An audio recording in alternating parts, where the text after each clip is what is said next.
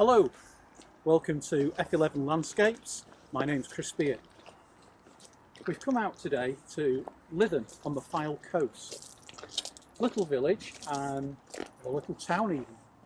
And we've come here to photograph that.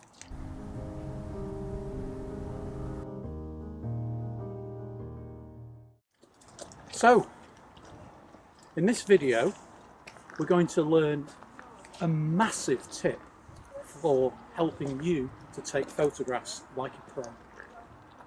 Something called pre-visualisation.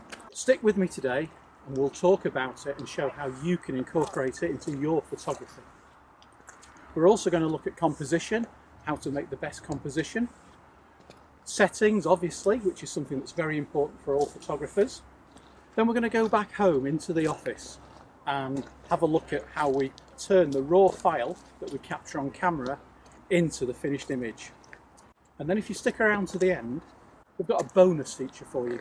We're going to look at how different focal lengths actually affect your composition in different ways. So stick around to the end and meet me down by the boat.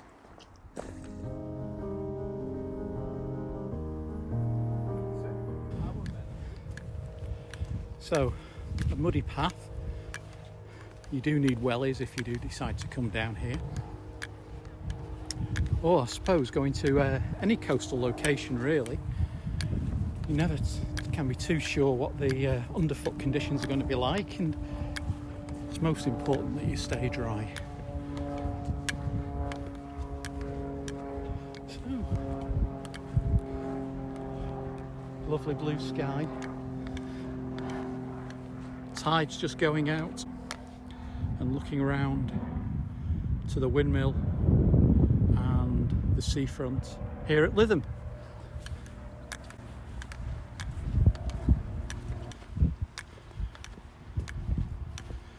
So you can see we've just missed high tide, but that's not a problem because we can scout out the location now and then always come back and photograph it later.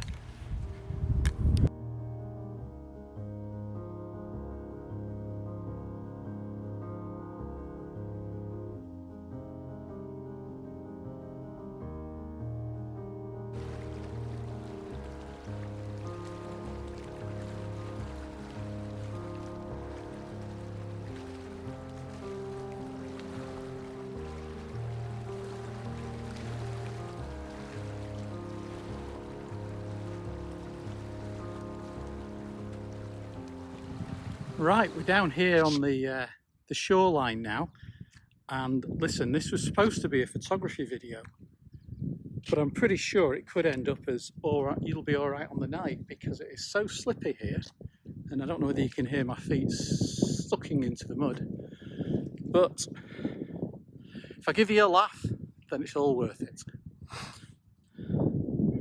Okay, so I'm down here now just trying to look for a decent composition. You can see the clouds have rolled in now, so from this angle it looks fairly moody. Actually, it's getting a bit better. It's only really sucky right by the shoreline. I'm out here and it's a bit harder now. So if we were to take a photograph here, we'll have the big hull of the boat in view, the mast going away. We've got the town of Lytham on the left, but I actually think that that big hull acts almost like a visual block to the scene. Let me just draw on here exactly what I mean. This area of the hull is almost like a big wall. It prevents the viewer's eye from actually moving past and exploring the rest of the scene. So let's keep moving around and see what else we can see.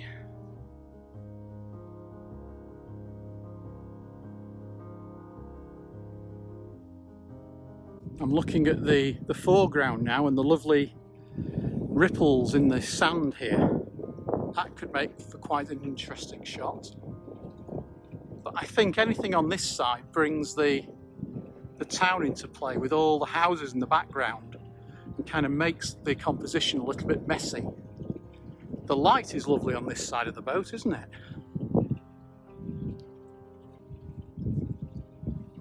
And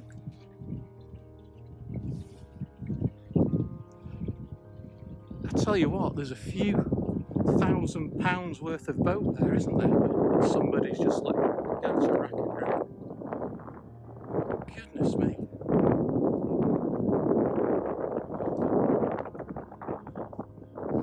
Yeah, you can see now we're in the sun.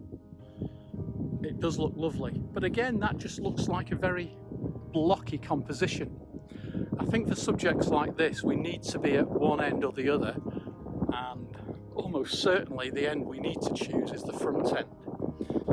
So actually, the boat is in a really good location for us now, because if we want to shoot it from the front, then we shoot it against an open landscape looking towards the Lake District and the Isle of Man, which are so far away we can't actually see them. I am aware that there is a wind farm right out in the distance, so we can't see it on the camera, thank goodness, but I'm just wondering whether, if I'd come back for a night shot, whether those wind turbines are going to be illuminated. But who knows, we'll find out. That's all part of the fun, isn't it? So, coming this way, it's getting sticky again. I haven't fallen yet, which I'm glad about, but you're not.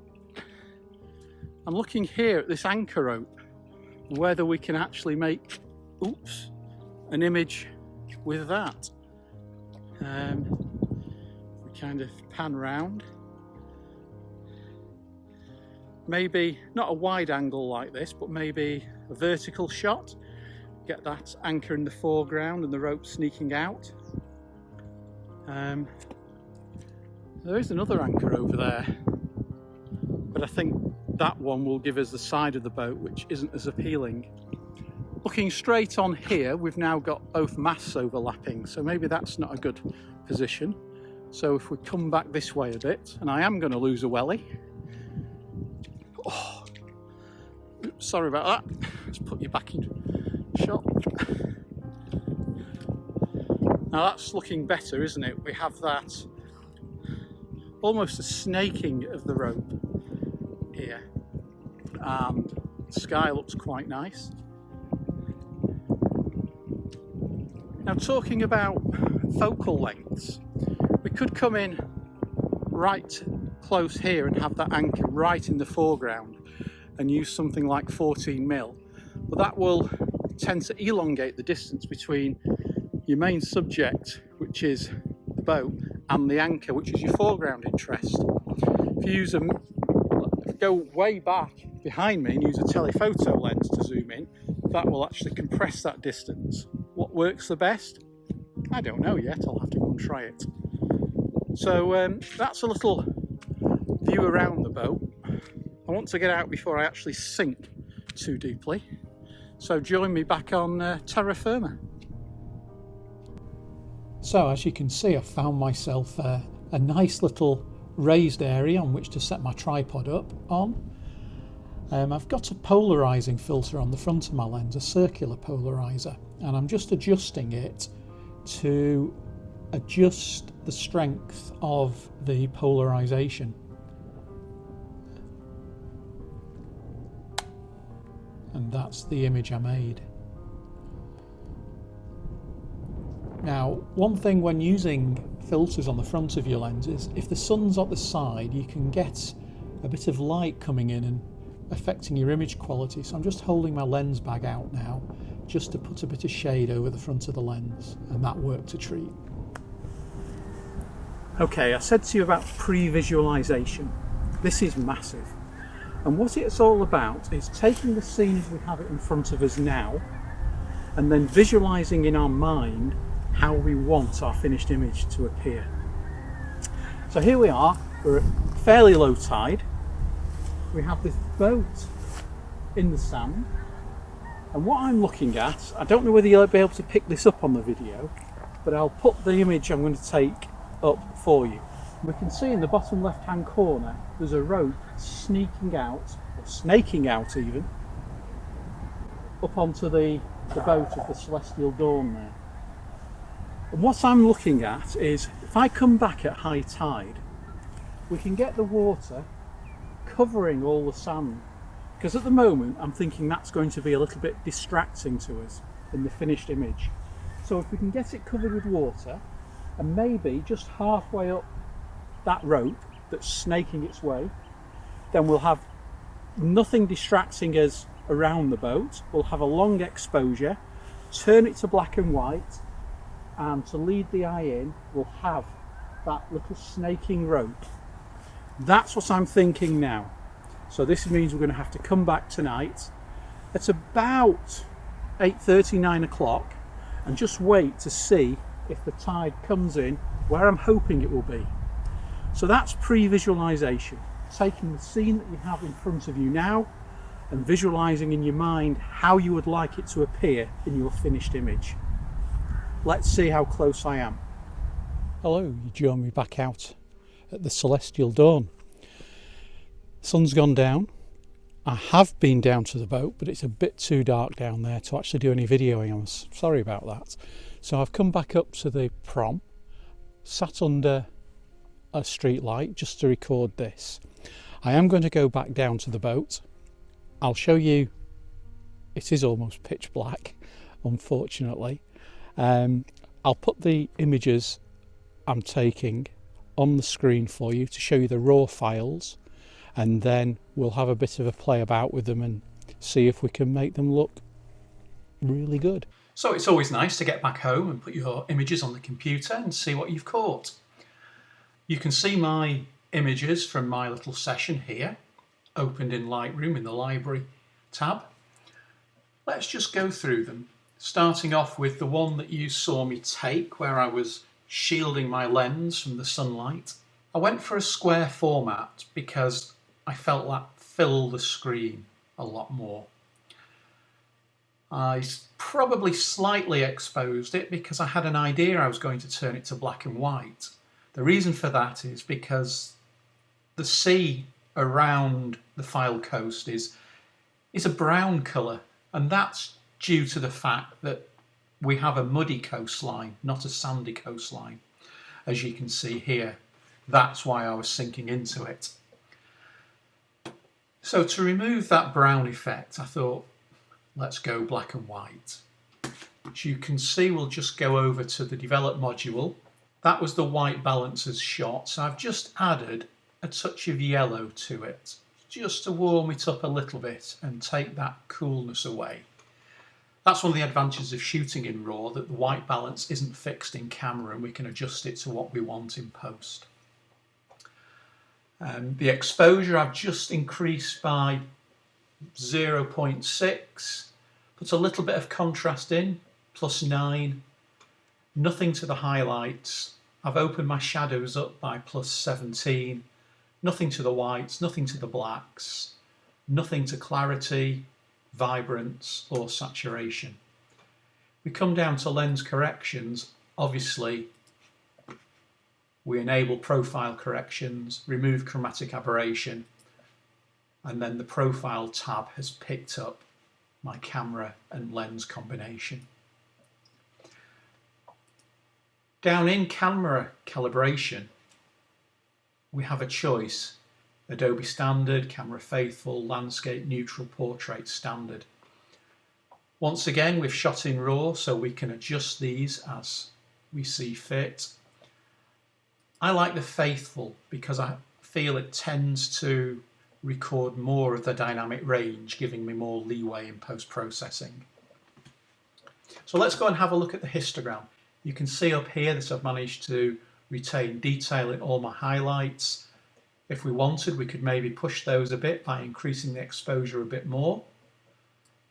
And then coming down to our shadows and darkening our shadows a bit more. But I think I preferred it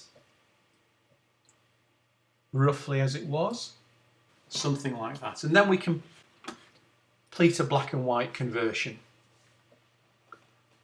And that's what it looks like. Do you remember when I was on location and I said about the foreground? Well, Obviously those are my muddy footprints there, but there's lots more footprints. And I felt that could be a distraction. That's why I would much prefer a high tide to hide all these details in the mud there.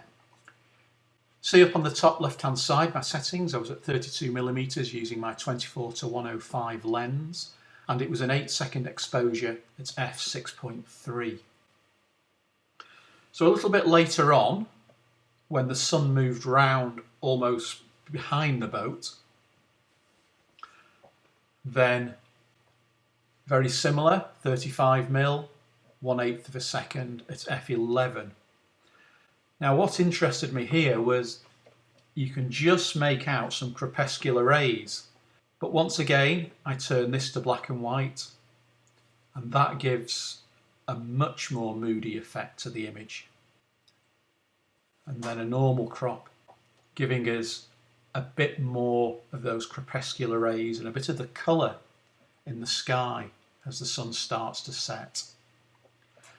But I felt there was, even though we have this bit of interest here, I didn't think it was strong enough to leave in my frame, and there was also an awful lot of distraction around the bottom right hand side. So that's why I opted for that. I think it focuses the eye completely. Everybody knows what they're supposed to be looking at when they view the image, and just makes it a lot stronger. Remember I spoke about using this sneaking rope of the anchor as a bit of foreground interest as the tide came in. Well, not all pre-visualisation goes to plan. And when the tide did come in, it comes in rather quickly because it's so flat here. And one wave left the rope exposed, and we still had all this distraction. The next wave that came in and it was completely covered. As far as what I had in mind initially, even though one aspect of my pre-visualisation concept didn't work out, I still feel shooting at night was the way to go. So that was my first image taken. Yes, the illumination is all natural from the street lights about 100 yards away. I took a 30-second exposure at f8, this time zooming in a little bit more from my earlier focal length to 47mm.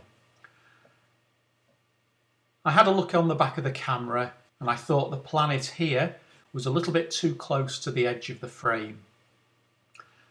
So I recomposed my shot, bringing it in ever so slightly, moving the boat hull over to the right a bit more, and I got that image. I went out this time with my torch and just I shone my torch on the hull and up the masts just to provide a little bit more illumination. I think you might remember I also said in the distance there was a wind farm out at sea that you couldn't see with the naked eye during the day, but at night, yes, they are all illuminated. So the only thing I've done to this image is just removed the lights of the wind farm.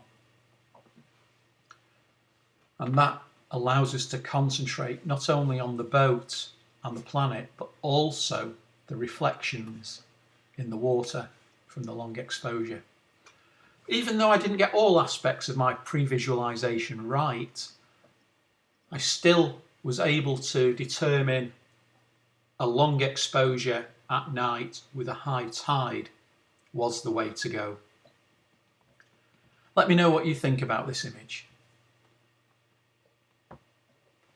If you remember in the video I spoke about how using different focal lengths can affect the relative position of subjects in your frame. And I was able to take 3 images, almost the same crop, to show you what I mean. So we'll start off with 24mm focal length, and you can see the anchor and the rope are fairly prominent in the frame leading out to the boat. And what I'd like you to focus on is the apparent distance between the anchor, this marker here, and leading up to the boat. So that's 24mm. The next one was taken at 35, and you can see how much smaller this anchor appears in the frame and how much shorter that relative distance between the anchor and this point here that causes the rope to curve round. Then if I walked all the way back as far as I could,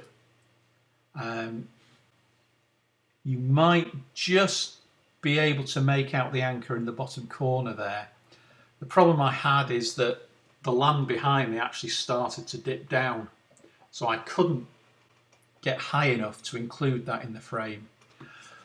But this is at 105mm, and now you can see just how short that apparent distance is between the anchor and where it curves in. We go back to 35mm and look at that, and we go back to 105, look how short it is. We can also start to see a little gas rig out in the distance, which isn't obvious in the 24mm frame. Just a little tip there to show you how we can use focal lengths to affect relationships between objects in our image. I hope you enjoyed that first on location with f11 landscapes. It's the first one I've done. I've learnt lots while doing it. As always, please consider subscribing to the f11 channel here on YouTube. Let me know what you think about the video and hit that subscribe button to be notified of all our new video uploads. Thanks for watching.